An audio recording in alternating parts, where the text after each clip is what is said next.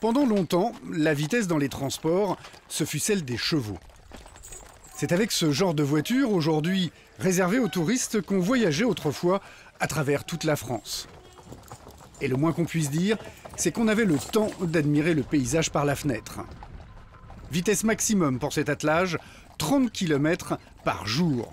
C'est peu si on veut traverser tout le pays. Alors pour couvrir de grandes distances rapidement, nos ancêtres avaient mis au point un système de relais. Nous sommes dans les Ardennes, dans un ancien relais de poste. Les véhicules entraient soit par cette porte ici, soit par cette porte-là, et se stationnaient dans cette cour. À partir de là, il fallait changer les chevaux fatigués, fourbus, pour en mettre des chevaux frais. Les passagers se restauraient, et quand ils remontaient dans leur diligence, celle-ci était équipée de nouveaux chevaux en pleine forme, capables de poursuivre le voyage immédiatement. Pas besoin d'attendre que l'attelage fatigué reprenne ses forces. Le relais, c'était en quelque sorte la station-service de l'époque. Mais au lieu de faire le plein, on changeait directement le moteur.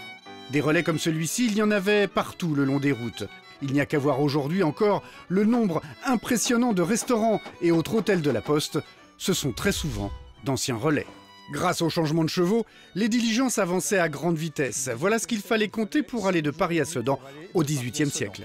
En partant de Paris le lundi à 6 h, on arrivait à Reims le mercredi à 19 h, puis à Mézières 2 jours plus tard le vendredi à 17 h, et enfin à Sedan le samedi à 11 h, soit 5 jours et demi pour couvrir 57 lieues, environ 250 km.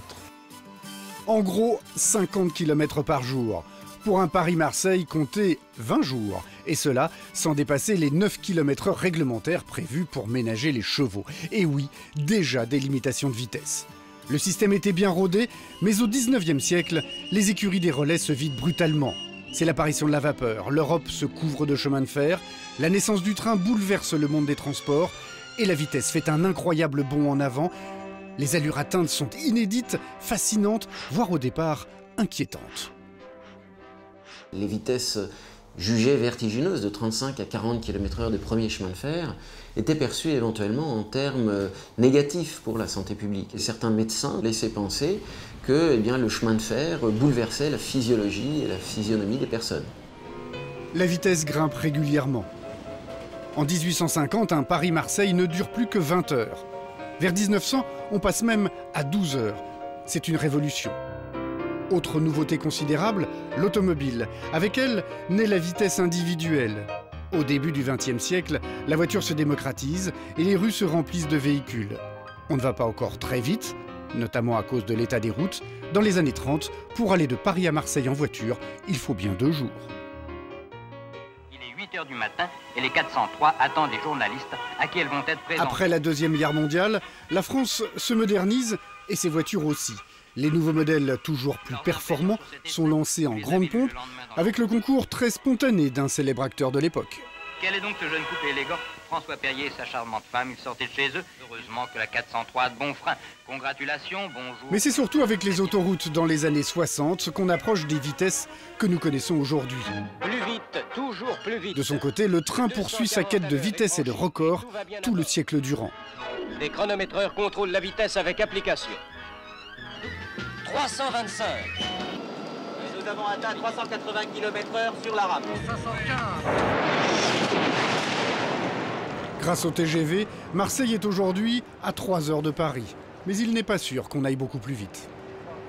La SNCF pratique la doctrine de ce qu'on appelle la vitesse optimale économique. Ça ne sert à rien de rouler à 400 à l'heure aujourd'hui, vous ne remplirez pas plus les TGV qu'à 300. Alors qu'il importait il y a une trentaine d'années, pour remplir les trains, d'aller un peu plus vite. Dans le ciel, en revanche, certains ne voient aucune limite à la vitesse. Malgré les apparences, ce transporteur américain ne largue pas un missile, mais un prototype d'avion ultra rapide, le Wave Rider. Le but de cet essai, atteindre des vitesses hypersoniques, c'est-à-dire supérieures à 6000 km/h. En Europe, il y a également des projets d'engins hypersoniques. Le LAPCAT 2 volera peut-être dans 25 ans et reliera l'Australie à l'Europe en moins de 4 heures. Grand comme 2 Airbus A380 et dénué de hublots qui fondraient sous l'effet du frottement de l'air à pareille vitesse. On est loin, très loin de l'avion des frères Wright, qui fascinait les foules il y a seulement un siècle et qui atteignait la vitesse vertigineuse de 50 km/h.